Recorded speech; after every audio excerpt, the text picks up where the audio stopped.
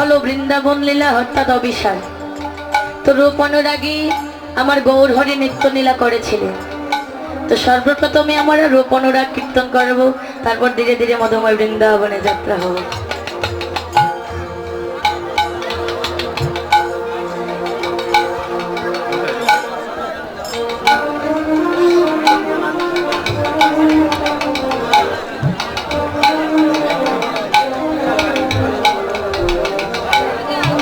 রাধি তো এবার এই যে রূপ অনুরাগ, একদিন আমার গৌর হরি সুরধনির গঙ্গার তীর দিয়ে হেঁটে যাচ্ছিল। তো এমনই গভীর রাত্রি, তো একা একা যাচ্ছি প্রভু, মনের আনন্দে কি করছি, যাচ্ছি আর নৃত্য করছি, আর দুটো বাহু তুলে মনের আনন্দে বলছি হরি বল হরি বল হরি। এমনই কিভাবে হরির ধ্বনি করছি, তো প্রভু ধ্বনিটা করেছিল সুরধনির গঙ্গায়, আর ধ্বনিটা প্রবেশ করলো কোথায়, নদিয়ার নগরে।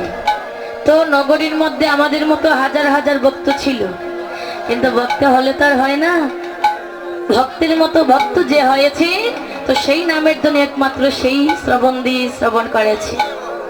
তো শুনেছিল একজন নাগরী, অন্তরঙ্গ নাগরী, যেজন আমার গৌর হরি বিহনে আর কিছু দর্শন করে না। ওই নাগরী যখন শুনতে পায়, তো নামের ধ্বনি শুনি বিভোর হই, পাগল হই, ছুটে গেল গঙ্গার তীরে। সেখানে গিয়ে দেখে এত সুন্দরী গৌর হরি নৃত্য করে সুরধনির গঙ্গার তীর দিয়ে যাচ্ছে।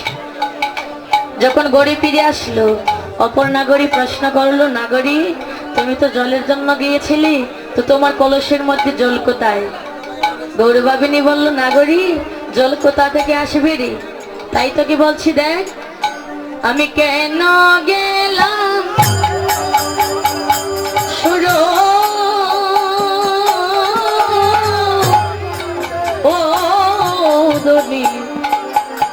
ধীরে রে, কেন গেলাম সুরধনির তীরে,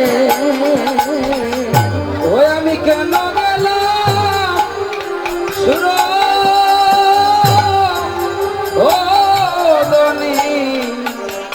তীরে রে, আমি কেন গেলাম সুরধনির তীরে, ওই সুরধনির তীরে রে কেন বা গেলাম, সুরধনির তীরে রে কেন বা গেলাম, ওই সুরধনির তীরে কেন বা গেলাম, ওই সুরধনির তীরে আমি কেন বা গেলাম, গেলাম আসিয়া গেলাম কাঁধিয়া আইলাম, সুরধনির তীরে কেন বা গেলাম, আমি হাসিয়া গেলাম কাঁদিয়া এলাম, সুরধনির তীরে আমি কেন বা গেলাম। গৌরবাবিনী বলল, নাগরী ওই সুরধনির গঙ্গার তীরে সবাই তো জলের জন্য যায়, তো আজ তুমি গিয়ে বলছো কেন গিয়েছো সুরধনির তীরে, কেন সেখানে কি হয়েছে? তো নদিয়ার নাগরী বলল, দেখ নাগরী, এমন এক রূপ আমি নয়নে হেরেছি যে রূপের কোনো তুলনাই হয় না। তো অপর নাগরিকগণ বলল, তাহলে বলো তো দেখি সেই রূপটা দেখতে কেমন, কোন রূপে তাকে দর্শন করেছিলি? তো নদিয়ার নাগরী বলল, নাগরী তুই জানিস যখন আমি গঙ্গায় গিয়েছিলাম, তো আমার মস্তকে ছিল দিগল গোমটা। তো কুলের কুলবধূ হলে কি করতে হয় গো মা, গড়ের বধুমা হলে কি করতে হয়, মাথার মধ্যে গোমটা দিতে হয়, তাই না? তো গোমটা না দিলে লোকে মন্দ বলে। তো নাগরী বললো, দেখ এমন ভাবে গোমটা দিয়েছি যেন আমার বদনটা অন্য কেহ না দেখি, দিগুল গোমটা দিয়েছি। যেই নাকি গঙ্গায় গিয়েছি, তার নামের ধ্বনিটা যখন কর্ণকুহরী প্রবেশ করলো, ঘুমটা কানা পেলে দিয়ে ঊর্ধ্ব দিকে তাকিয়ে গৌর হরিকে দর্শন করলাম। তাহলে শুনবি তো, শোন তার অঙ্গের আবরণ কি ছিল। তো নাগরী বলল, দেখ আমি গুমঠা খুলে বদনে তুলে দেখেছিলাম সাইয়া গো, আমি ঘুমটা খুলে বদন তুলে দেখেছিলাম ছায়া গো, ঘুমটা খুলে বদনে তুলে দেখেছিলাম ছাইয়া গো আমি ঘুমটা খুলে বদন তুলে দেখেছিলাম কয়া গো রসের নাগর যাই নাসিয়া নইদের বাজারে দিয়া গো আমার রসের নগর জানাচ্ছি আমাদের বাবা দিয়া গো হরি বল আপনারা বলুন আমার সাথে হাতে তালি দিন সবাই মিলে হাতে তালি দিন সবারই সাথে তো হাত আছে তো সবাই মিলে হাত দিন তালি দিন সবাই মিলে তো আমি যা যা বলবো গান আপনারা আমার সঙ্গে সঙ্গে বলবেন রসের নাগর যায় নাসিয়া নইদের বাজার দিয়া গো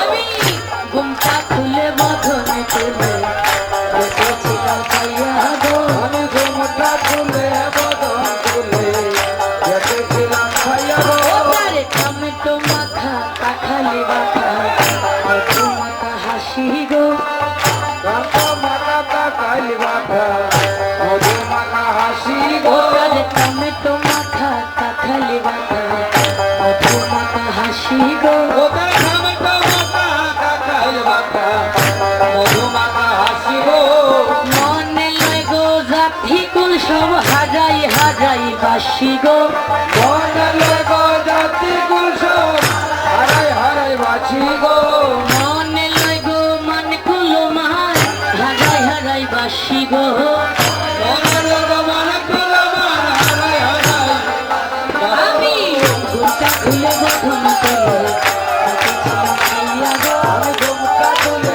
বদন তুলে দেখেছিলাম ছায়া গো মনে নদিয়া জুড়ে এই হবি সাই গো বনলে নদিয়া জুড়ে এই হবে ছাই গো আমার মনে লয় নদিয়া জুড়ে এই হবি ছাই গো আমার বনলে নদিয়া জুড়ে এই হবে ছাই গো এই আর উপরে তুলে গৌরাঙ্গ না সাই গো ইয়ার উপরে তুলে গৌরাঙ্গ না চাই গো এই আর উপরে তুলে গৌরাঙ্গ না সাই গো ইয়ার উপরে তুলে গৌরাঙ্গ না চাই গো আমি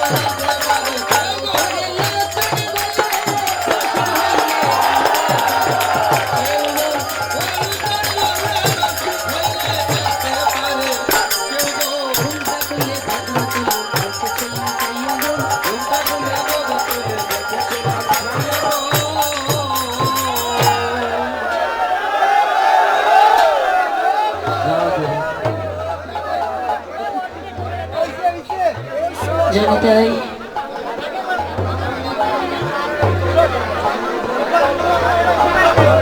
জয় রাধে। তো এবার হরে কৃষ্ণ, আস্তে আস্তে কথা বলো না।